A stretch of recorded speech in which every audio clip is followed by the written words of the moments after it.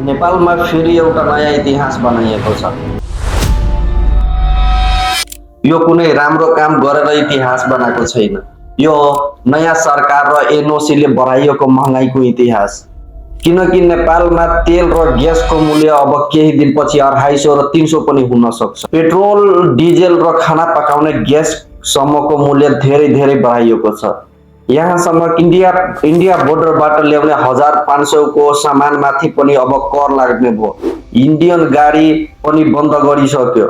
नेपालमा अब 1 वर्षमा 30 दिन मात्रै इन्डियन प्लेट गाडी चलाउन पाइन्छ। अहिलेसम्म नयाँ राजनीति हल्ला सुरु भएको 2 महिना पनि नपुग्दै किन धेरै ठुलो मूल्य वृद्धि भयो र यति ब्यानहरू किन लगाएको छ? यहाँसम्म कि इन्डियाबाट सामान ल्याउन ब्यान गरेपछि नेपाल भन्दा बढी इंडिया में खलबली मचेको छ। भारत नेपाल सीमा से जुड़े इलाकों में टेंशन बढ़ गई है। छोटे व्यापारी परेशान हैं, ग्राहक खाली हाथ लौट रहे हैं और बाजारों में सन्नाटा दिखने लगा है। पेट्रोल में 36 रुपया प्रति लीटर और डीजल में 56 रुपया प्रति लीटर। यहाँसम्म कि खाना पकाउने गैस को 100 रुपया प्रति सिलिन्डर बढ़ाइएको छ। आशापा एनओसी सँग सोध्दा एउटै कुरा बताइएको छ। यसको मुख्य कारण एउटै छ, इन्टरनेशनल मार्केट। तर यो पुरै सच्चाइ होइन। केही दिन पहिलादेखि नै नेपालमा पनि आन्दोलन सुरु भइसक्यो। इन्डियाबाट सामान किन ल्याउन ब्यान गर्यो? तेल र ग्यासको मूल्य किन यति धेरै बढाइएको छ? एउटा कुरा उनीहरूलाई थाहा छैन। इन्डियाबाट सामान ल्याउँछ भने यो हामीलाई नै घाटा हो। इन्डियाबाट सामान ल्यायो भने ट्याक्स तिर्ने हामी इन्डियालाई, अनि ल्याउने सामान नेपालमा। नेपालबाटै सामान ल्यायो भने हामीलाई नै फाइदा हुन्छ, हाम्रै देशलाई नै फाइदा हुन्छ। र तेल र ग्यासको मूल्य नेपाल सरकारले बढाउँदैन। यो काम हो एनओसी को। एनओसी भनेको नेपाल ओइल कर्पोरेसन हो। तर यो सबै कुरा नेपालमा कतिसम्म असर पार्न सक्छ? आजको यो भिडियोमा यो सबै कुराको चर्चा गर्नेछु।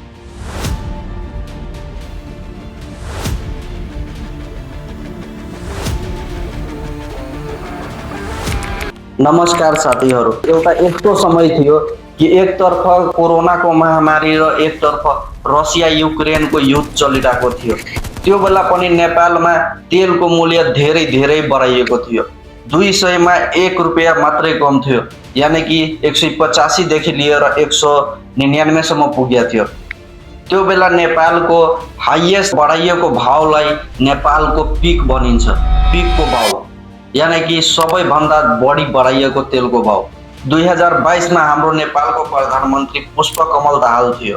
त्यो बेला पनि नेपालमा धेरै ठुलो आन्दोलन गरेका थियो नेपाली जनताहरूले, किनकि नेपालमा त्यो बेला पनि तेल र ग्यासको मूल्य धेरै धेरै बढाइएको थियो।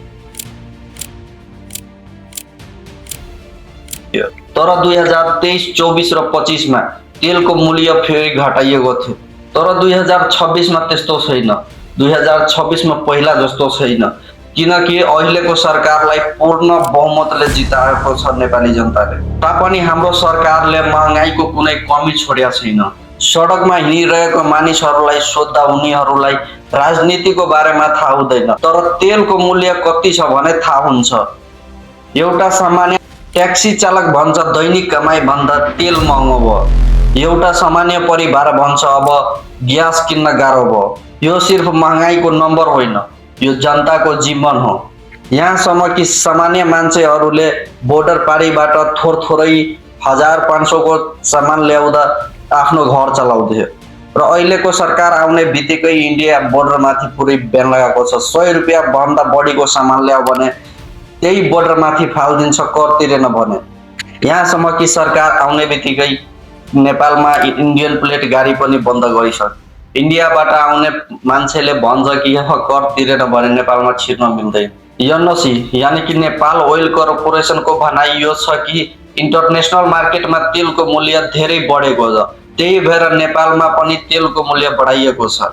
केही रिपोर्ट अनुसार एनओसीले 14 दिनमा अर्बौं रुपैयाँको घाटा बेहोर्नु पर्दैछ। यही कुरा एनओसीले 2022 मा पनि भनिएको थियो। यस्तो लाग्छ कि 2022 मा भनिएको कुरा 2026 मा पनि दोहोऱ्याइएको छ, किनकि इन्टरनेशनल मार्केटमा 2 रुपैयाँ बढ्दा नेपालमा 36 र 56 को महँगाई बढाइन्छ। यो कुनै नयाँ कुरो होइन। इन्टरनेसनल मार्केटमा तेलको मूल्य बढ्यो भनेर नेपालमा ट्याक्स मात्रै लिने गरिन्छ हाम्रो सरकार र एनओसीले। तर सरकारले यसको बारेमा केही पनि अहिलेसम्म जवाब दिएको छैन। जनताले आन्दोलन गर्दा पनि सरकारले केही पनि जवाब दिएको छैन, मात्रै महँगाई बढाएको छ। यसको जवाब दिनै पर्छ अब सरकारलाई। हाम्रो नेपालमा तेल कहाँबाट आउँछ? इन्डियाबाट। इन्डियामा पेट्रोलको मूल्य छ 94 रुपियाँ प्रति लिटर, डिजलको मूल्य 87 रुपियाँ प्रति लिटर र खाना पकाउने ग्यासको मूल्य एलपी ग्यासको मूल्य 800 देखि लिएर 850 सम्म सिलिन्डर छ।